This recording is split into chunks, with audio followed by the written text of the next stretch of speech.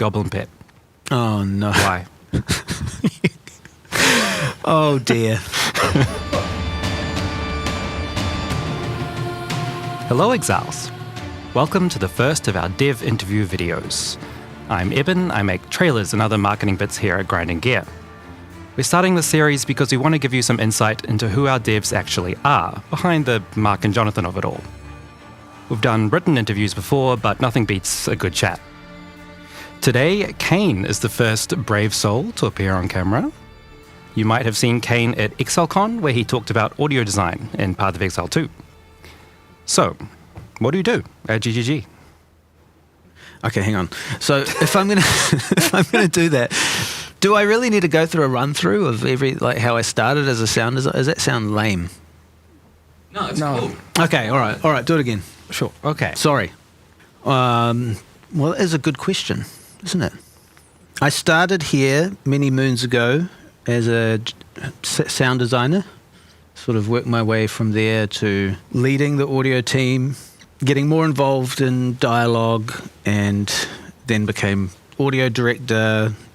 And in recent times, I've also taken on narrative and building that out as a department because, for PoE, narrative's not really been a department as such. It's been a thing that's there and it happens. There's people around, they make it happen. But now we're actually trying to redefine what the story and narrative parts of PoE are in a way that doesn't hinder gameplay and actually just feels complementary, something that you can digest and understand. So, the boss fights, we try and pump as much narrative into those as now too, like the Geonor slam poetry, bit of that. That's pretty cool. Our enemy endured, but soon all were devoured. How long did it take you to go from starting to just being the director of all of it? I think it's 7 years now. 7 years? Something like that. So you've been here a while. What's special about Path of Exile for you? What's special about Path of Exile is also special about GGG, is that, we kind of work at breakneck speeds, pivoting whenever we need to make sure we're doing the right thing for the moment, what players are thinking. So you're reading reviews and you're pivoting, reading forums? Reddit? Yeah, or just someone comes up with a cool idea, and in larger companies that might be hard to pivot, so hard to make that work because you've got X number of dependencies on what you're doing and sticking to that, whereas we're nah, let's do it. It also has moments of stress and chaos, but that is part of the fun and mitigating that. As an aside, I think I finally understand why everyone sits on these chairs like this. Because they're so deep. You can't sit up because it would look weird. You can't just sit back because it looks weird. You have to... Am I slouching? Probably. Most recently, your team put a lot of love into the Mercenaries of Trathis. Were they as fun to make as I imagine? Yes. That was fun. It was what started off as the league will be based around mercenaries. You get a mercenary, you hire one, you'll run around with them. And then we sort of suggested the Trathis thing. It's a place we haven't learned too much about. So we got to do that completely. Starting with we knew we needed some mercenary personalities. And coming up with a bunch of interesting personalities is difficult. You get to a point where you struggle to come up with the next one. And someone posted on Twitter about one of the ambusher ones, because he just kind of speaks gibberish. And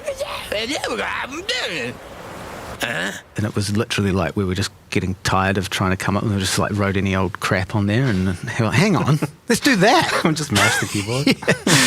So that was fun. But no, it was fun, and we sort of developed a whole house family system of Trathans, the idea being the Eternal Empire way back when were casting out their worst criminals, sending them to a place essentially to die, right? But when they got there, instead, they did very well for themselves and sort of assembled these houses and families of death trades. So, it's like Australia, right? Mercenaries of Trathis is Australia. Yeah, it's just cool. Yeah. Cool. And they're all Australians. Why didn't we give them Australian accents? Oh, we didn't want to be too blatant with it. No, just kidding. We have Australians on the team. It was just an in-joke. Cool. On to the important questions. Oh, no. Yeah. Goblin pet. Oh, no. Why? Oh, dear. Well, look, we have an issue system, right? An issue tracking system, like a job system. And I get an issue for this pet that's going to, be a band pet and sing and stuff. So I'm like, cool, well, I'll make that as good as I can. And I was at home and I just had Mike and I did some scat goblin vocal stuff, right? Thinking nothing of it. And Camille and Michael, music guys, got involved and added the music part, and we developed, well, shit, this is quite cool. Great, happy with that. Now, my voice is the most hated thing in the fucking game. It's not my fault. I didn't come up with the idea, but I gotta own that. That's the way it should be. Yeah. You've left your mark where it matters. I mean, it's kind of fun at the same time. It's pretty fun.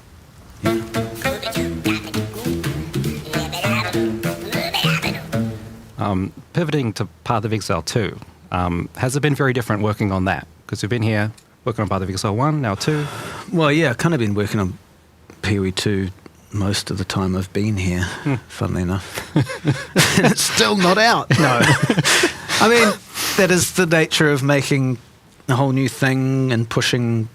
I mean, it is enjoyable to work on, 100%. Every time, working on PoE 1 is familiar, and I wouldn't say it's easy, and we still try and push ourselves, but there is a certain expectation on PoE 2 that it just makes everything a little bit more time-consuming to create.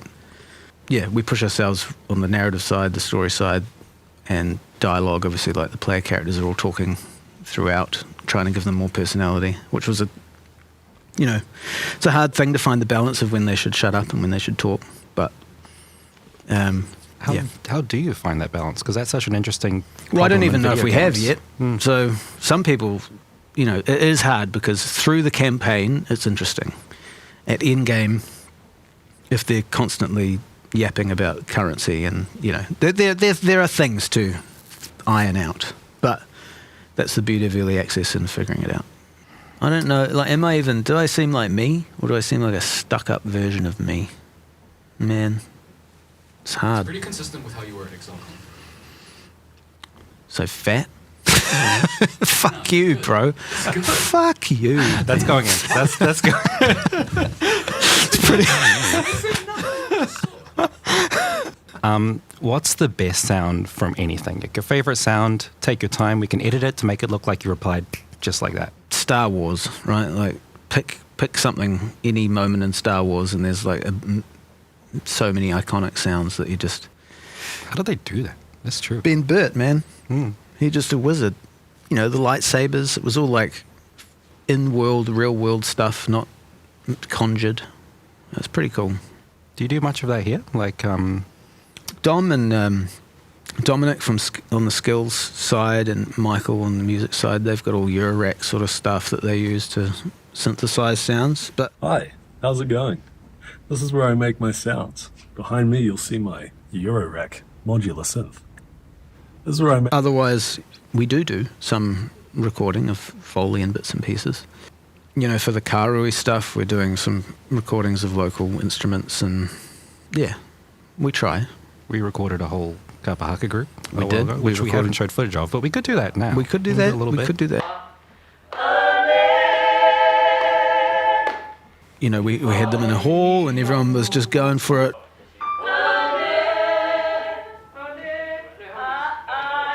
Doing all sorts of things for Trial of the Ancestors, so that will obviously carry over into other Karui stuff. So we're trying to do more of that.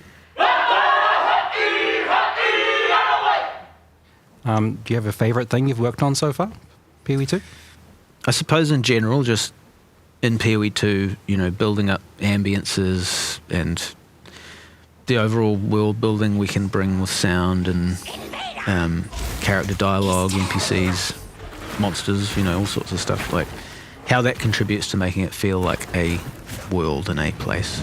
Slavery will not be necessary when the dreamer awakes. And, you know, like I mentioned earlier, the Geonor slam poetry, that's an example that I'm proud of where we kind of got that happening, you know, like it's complementary to gameplay, the combat's still happening, but it's just sort of there. And it wasn't actually planned, it was just something that I was trying last minute with the actor when we were reworking some parts of his vocal in the fight. Are all audio designers just musicians that need more money for gear? Yes. Cool.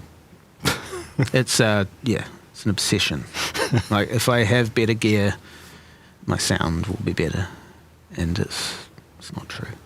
Don't tell. No, just go along with them. Like, Don't tell Dominic. Yeah. Yeah, okay. Like, yeah, nice. If you see if he's got another module on his Eurorack, if you said to him, "Wow, nice new module," he'd probably cry with joy, you know, like, for being validated. Swishes and swoops.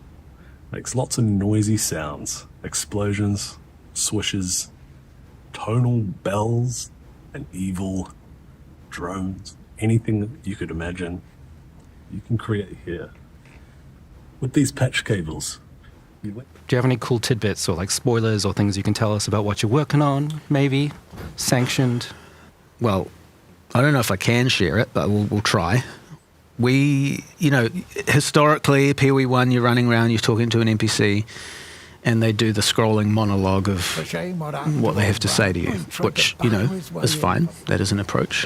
But I wanted it to be a more back and forth conversation between NPCs and the player character, so that you get a more unique experience on a character per class of how they interact with the NPCs and what they think of what they're saying. And It makes a lot of sense, because the PCs are some of the most interesting characters in the game. Yeah, Everyone I mean, wants to know who they're playing.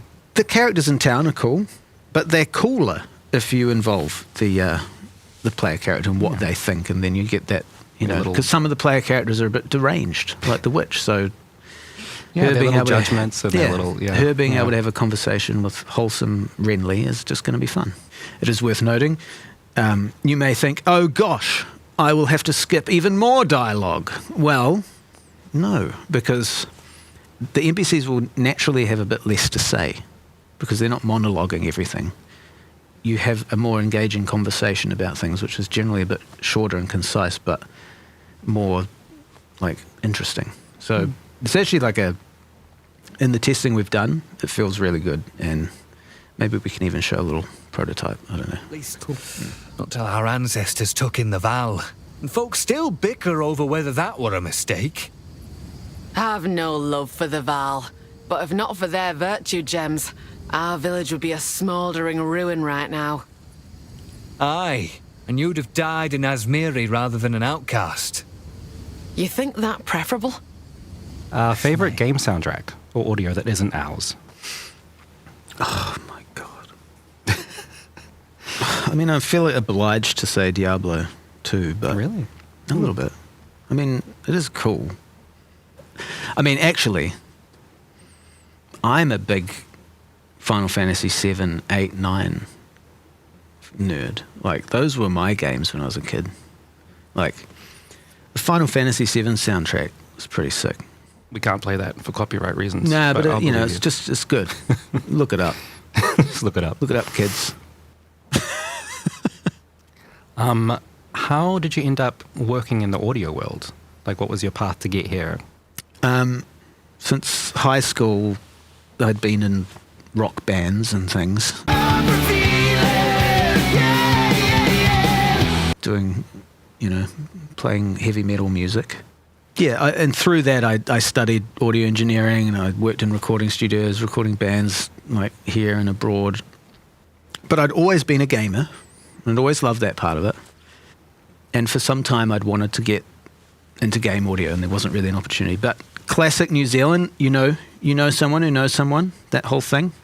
And I heard of a job at GGG. And at that time there was only one other guy here, right? So, and I was determined, you know, I'm getting an interview no matter what. Like, that has to happen. And I don't know how it would go these days, but I somehow got Eric's email and was just like spamming him directly, like day after day, until he gave me an interview. And it was good. He was very relaxed, wearing socks only, and and shorts. I mean, just no shoes, not just socks. Very formal. Socks, yeah. Shorts, t-shirt, right? Was still What were you dressing? acceptable. I was like this, I like dressing up to come to work.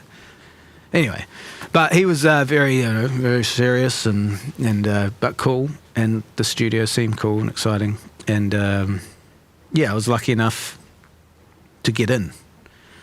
What is your favourite band? My favourite band is probably, I'm old, so I like old school metal, like not even super heavy, just like 80s, like Iron Maiden, Judas Priest, Black Sabbath. And, back in the day when I was in a band, we got to play with Ozzy Osbourne, so that was pretty cool. That's my claim to fame. Oh, got to shake his hand and say thank you, and he said something incoherent and walked away. That was fun. My final question is related to that. Would you be mad if we posted a link to your music video from 14 years ago? I mean, no.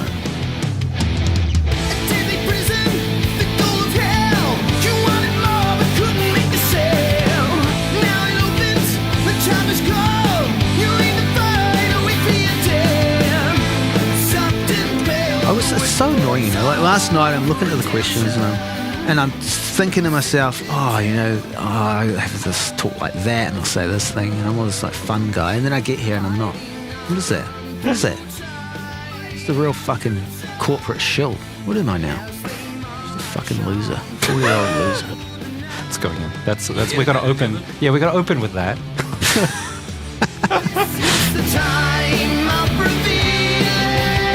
There is something about being in front of the cameras that, like... Yeah, you just start saying stuff. You don't talk like this. No. Fucking... Like, imagine if I did Build of the Week in my normal voice. Welcome to Build of the Week. I'm Eben from Grinding Games. Welcome to... Build of the Week. All right.